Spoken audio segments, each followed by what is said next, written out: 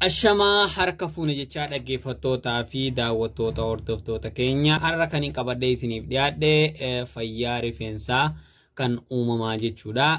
Rifeensa keessaniif kan dubartootaa jechuudha. Dubartootaa fi egaa warri chaanaala kana hordofaa jirtan hundi keessan warra sagalee kana dhaggeeffachaa jirtan subscribe gochuudhaan like gochuudhaan na hordofaan isiniin jaa. Fayyaa rifeensaa tokkoffaarratti rifeensa kan miiccattan yokaan dhiqattan torbanitti yokaan torban lamatti al tokko qofa ta'uu qaba shamarran jechuudha. Kunis rifeensi haguma gartee yeroo hedduu miicamaa deeman jiidhiinsi yokaan jiidhiinsa jiidha uumamaan qabu irraa keessaa badee gara goggoguu fi caccabuu waan maluuf jechuudha. Egaa uumamaan rifeensi namaa jiidha mataa keessaa rifeensi jiidha ni qaba yookaan guyyaa guyyaatti kan dhiinu taate jiidhi sun keessaa badaa caccabutti dabraa jechuudha. Lammaffaa dirqama kan daddaftanii miiccachuun yookaan dirqama kan daddaftanii miiccachuun dhiqachuun isin barbaachisu ta'ee shaampoo ittiin miiccatan bishaan itti naquudhaan laaffisuudha. Parsantii 50 shaampoo parsantii 50 bishaan gochuudhaan jechuudha jechuudha yookaan daddaffiidhaan kan dhiqachuu feetan taate jechuudha. Sadii wantoota jiidhiinsa rifeensaa eeguuf gargaaran yookaan moisturizer kan jennuun san yoo fayyadamnu kanneen rifeensatti hin ulfaannee fi zayitoota biqiltuu irraa oomishaman kan akka avukaadoo fa'aa akka grapeseed yookaan oilii fa'aa fayyadamuudha jechuudha.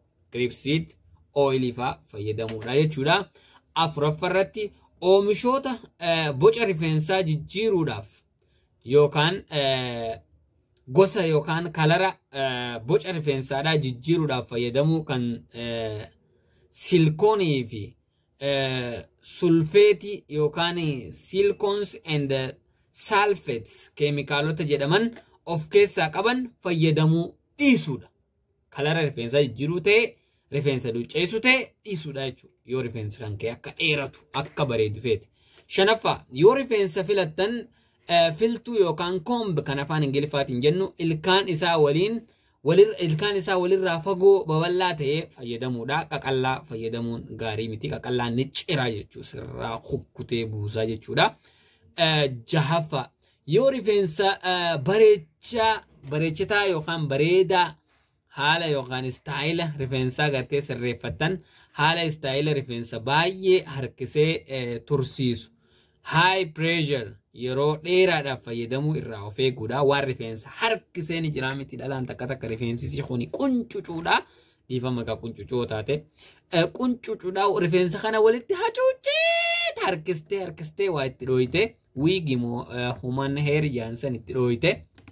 Akkasitti torbaan takka ol ta'isiin sunis rifeensa kan kee ni ciraa ni fixa jechuu. Ayita rifeensa hin qabne harkistee ifirraan fixin jechuu fedheeti.